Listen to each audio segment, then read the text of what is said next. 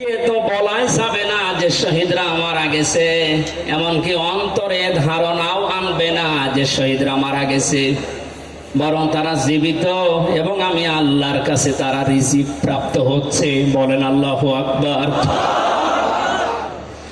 এই আয়াতটা যে 100% বাস্তব।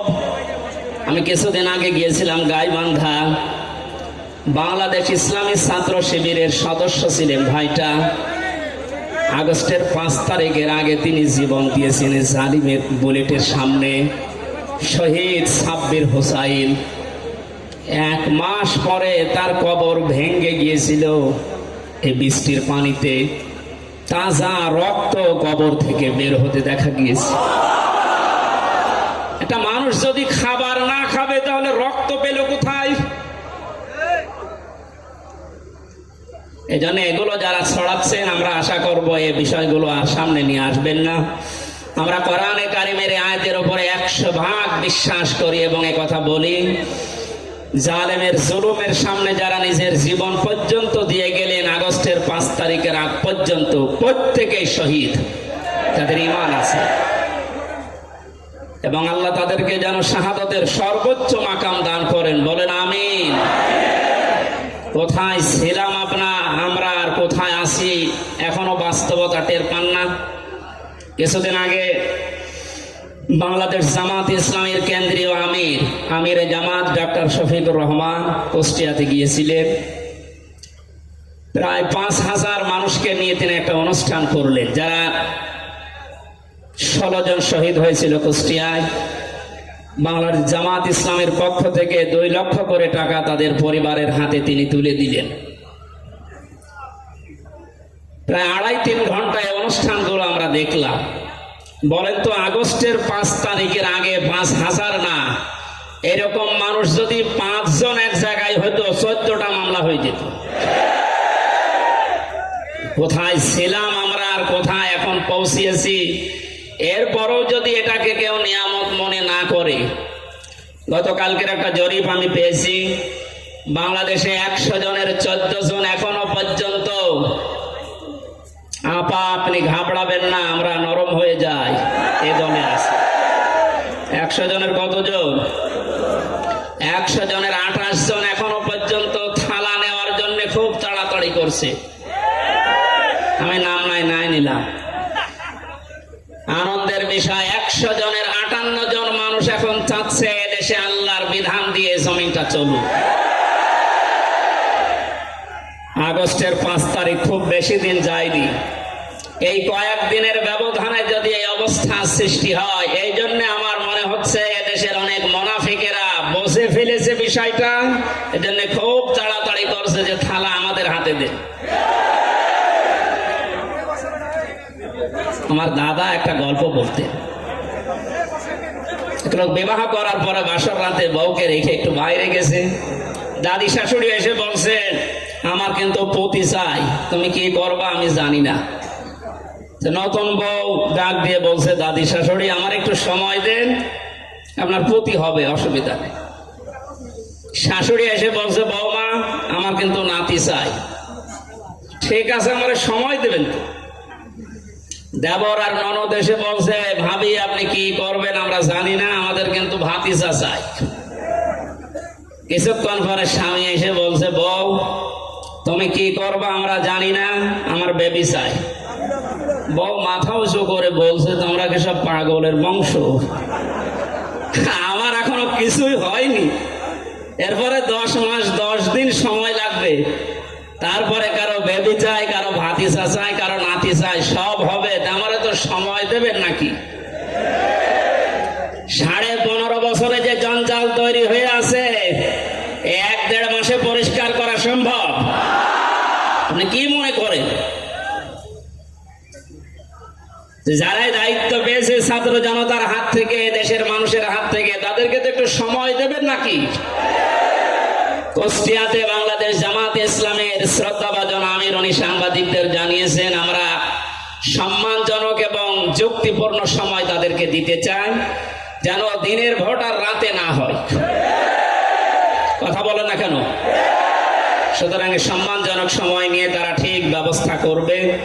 যারা খুব তাড়াতাড়ি করছেন যে 10 মাস 10 দিন সময় দেবেন না, এমনিতেই বেবি অনেকে ফ্লাক্সি লোড করে নিয়ে আসবে বাড়ি থেকে। সুতরাং আমরা চাচ্ছি সংস্কার যখন আরম্ভ হয়েছে দেশে 1628টা চেয়ার আছে এই দেশের মেন চেয়ার, এই চেয়ার না, যিনি পালিয়েছে তার চেয়ার থেকে শুরু করে এদেশের ওসি সাহেবের চেয়ার পর্যন্ত আপনি গণনা করবেন 1628টা চেয়ার হয়। আমরা চাই খুব তাড়াতাড়ি যারা দায়িত্বে আছেন এই 1628টা চেয়ার যেন খুব তাড়াতাড়ি পরিবর্তন করা হয়, কারণ এগুলো সব ওই জালেমদের দোষ। এগুলো পাল্টিয়ে বৈষম্যের শিকার হয়ে 15.5 বছর যারা ওএসডি হয়েছিলেন, যারা নিজেদের চেয়ার পর্যন্ত পৌঁছাতে পারে না, আমরা চাই তাদেরকে এই সমস্ত জায়গাগুলোতে দেওয়া হোক।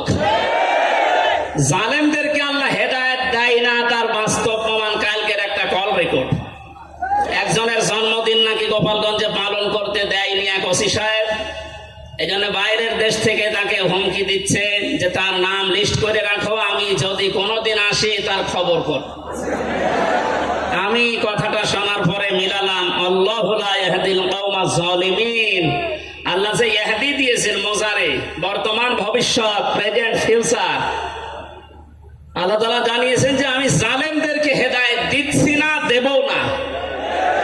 কালকের কল রেকর্ড শোনার পরে আমার মনে হচ্ছে ওনার কপালে হেদায়েত নেই এবং আল্লাহ দেবেও না। নয়তো এত কিছু হওয়ার পরেও এই লোকটা হুমকি দিতে পারে, আপনার বিশ্বাস হয়? হেদায়েত চাই না, কারণ আমরা হেদায়েত চাইলেও আল্লাহ দেবেন না। জালেমদের হেদায়েত দেবেন না, আল্লাহ নিজে জানিয়েছেন। কারণ জালেমদের বিরুদ্ধে মামলা দায়ের করবে আল্লাহ নিজে। এটা আমি বানালাম। সূরা শূরা 25 নম্বর পারা 6 নম্বর পৃষ্ঠার 13 নম্বর লাইনের 42 নম্বর আয়াতে আছে, ইন্নামাস সাবিলু আলাল্লাযিনা ইয়াজলিমুনান নাস ইলা আখির আয়াত। আল্লাহ পাক বলেন, অবশ্যই আমি আল্লাহ নিজে মামলা দায়ের করব, কেস করব, অভিযোগ দাখিল করব তাদের বিরুদ্ধে যারা মানুষ হয়ে মানুষের বিরুদ্ধে জুলুম করে। আল্লাহ ইয়াজলিমুনাল মুসলিমুনা দেননি যে মুসলমানদের উপরে যারা জুলুম করে, ইয়াজলিমুনান নাস দিয়েছেন যারা মানুষের উপরে জুলুম করে, অত্যাচার করে। এরা আমির হামজার মামলার আসামি না, এরা সরাসরি আল্লাহর মামলার আসামি। 1628 জন যারাই ছিলেন আপনারা কিন্তু বাংলাদেশের কারো মামলার আসামি না, সবাই এখন আল্লাহর মামলার আসামি। মামলার বাদী যত বড় হয় মামলা তত কঠিন হয় এবং জামিন পাওয়াও তত কঠিন হয়। আপনারা জানেন আমি 3টি বছর জেলে ছিলাম। আমার যে মামলা ছিল, আমার মনে হয় যদি সাজাও লাগিয়ে দিত সর্বোচ্চ 3 মাস। কিন্তু মামলার বাদী যেহেতু একেবারে আল্লাহর ওলি, এই জন্য বহুবার মামলা সিএমএম কোর্ট, জজ কোর্ট, হাইকোর্টে ওঠার পরও বলে না, হবে না। এই কয়েকদিন আগে মামলা আমার সব খারিজ হয়ে গেছে। আমি মনে করলাম মাননীয় আদালতকে প্রশ্ন করি যে আমার এই মামলা তো আপনার কাছে 3 বছর ছিল, এতদিন তো কিছুই করেননি, হঠাৎ এখন বলছেন কোনো দোষ নেই, সব বেকসুর খালাস করে দিলাম। মামলাটা হাতে নিয়ে উনি বলছে এর ভেতরে তো কোনো মাল ম্যাটারেস নেই, কি দিয়ে বিচার করব, সব বাদ দিয়ে দিলাম। তো এতদিন এই কথা বললে তো আমার 3 বছর জেলে থাকা লাগে না। উনি এইটাই বলতো যে হুজুর আমার হাত বাঁধা ছিল। কি বাধা ছিল? এখন যেহেতু হাত খোলা নাই, বিচার করতে পারছেন, আমরা চাই এদেশে যত চেয়ার আছে সব হাত যেন আবু সাইদের মতো এভাবে খোলা থাকে। এভাবে হাত খোলা চান না? কিয়ামতের আগে কোন জালেম এদেশের চেয়ার আর আসতে পারবে না ইনশাআল্লাহ। সতর্ক থাকা লাগবে আমাদের। এই জন্য যারা তাড়াহুড়া করছেন আপনারা একটু শান্ত হন, আগে 10 মাস 10 দিন সময় দেন, বাসর হোক। কথা বলেন না কেন? আমি আর নিচে নামলাম না। আল্লাহ আপনাদেরকে সম্মতি দান করুন, আমিন। দরুদ আর সালাম পড়ছি আমাদের নবী মুহাম্মদ রাসূলুল্লাহ সাল্লাল্লাহু আলাইহি ওয়াসাল্লামের প্রতি।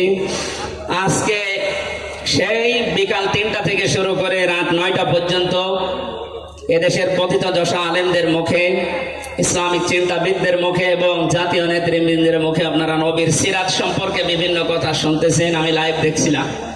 আমার আজকের আলোচনার বিষয় রাসূল সাল্লাল্লাহু আলাইহি ওয়াসাল্লাম কেন একমাত্র আদর্শ।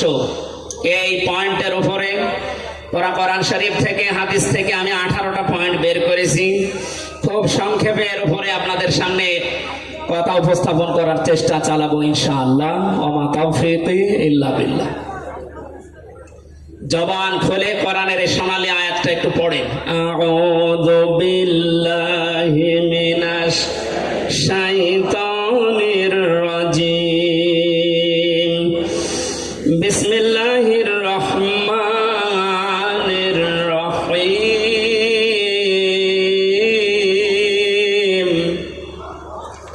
লাকাদ কানা লাকুম ফি রাসূলিল্লাহি উসওয়াতুন হাসানাহ। সাদাকতা ইয়া রাব্বানা। সূরা আহজাব 21 নম্বর আয়াতের প্রথম অংশ আমরা তেলাওয়াত করলাম। আমার আলোচনার বিষয় হচ্ছে বিশ্বনবী কেন একমাত্র আদর্শ। এই পৃথিবীতে বহু মানুষকে আমরা আদর্শের সৈনিক হওয়ার ঘোষণা দিতে শুনি। তারা স্লোগান পর্যন্ত দেয়, আমরা সবাই অমক সেনা, ভয় করি না বুলেট বোমা। আজকের আলোচনার পরে এটা ক্লিয়ার হবে। বিশ্বনবী বাদ দিয়ে অন্য কারো আদর্শের সেনার ঘোষণা যদি কেউ দেয়, এ মারা গেলে নবীর সুপারিশ থেকে বঞ্চিত ও চির জাহান্নামী। আমরা যেহেতু মানুষ এবং আমরা মুসলিম, আমরা জাহান্নামে যেতে চাই না। এই ছোট্ট ভুলের কারণে এই ভুলটা আজকে শুধরিয়ে নেব ইনশাআল্লাহ।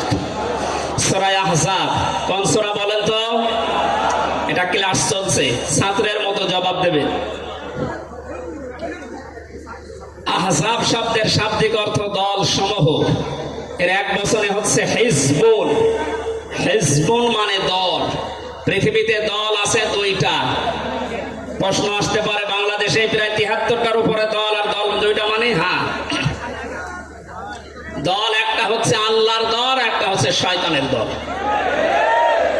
আমরা সামনে বিস্তারিত এই 2টা দলের উপরে কথা বলবো ইনশাআল্লাহ। দল করা লাগবে এই ঘোষণা আমির হামজার না আল্লাহর? এই শব্দটা শুনলে অনেকে মানধাতামলের দিকে নিয়ে যায়। আপনি আলেম মানুষ, হুজুর মানুষ, ইমাম সাহেব মানুষ, আপনি দলদারি এগুলো করবেন কেন? কোরআনে কারিমের যদি কেউ একটা আয়াত অবিশ্বাস করে, আর ইমান থাকার কথা। আল্লাহ পাক বলেন, ওয়ালতাকুম মিনকুম উম্মাতুন, তোমাদের ভেতরে অবশ্যই একটা দল থাকতেই হবে। তাহলে দল এই শব্দটা কোরআনে আছে না নেই? দল এই বাংলায় নেই, কিন্তু উম্মাতুন এই শব্দ তো আছে। আমি সেই দিন গাইবান্ধায় ওই দিন আলোচনা করার পরে একজন মুসলিম হয়েছিল, জিজ্ঞাসা করলাম। পরবর্তীতে ওই দিন আলোচনার বিষয় ছিল ভোট। উনি শিক্ষিত মানুষ, আমারে জিজ্ঞাসা করছে, আপনি ভোট এই শব্দ নিয়ে আসলেন, কোরআনে হাদিসে এই শব্দ আছে? এটা তো আরবি। হ্যাঁ আছে। আমানাত শব্দটা কোরআনে আছে, তাফসীরে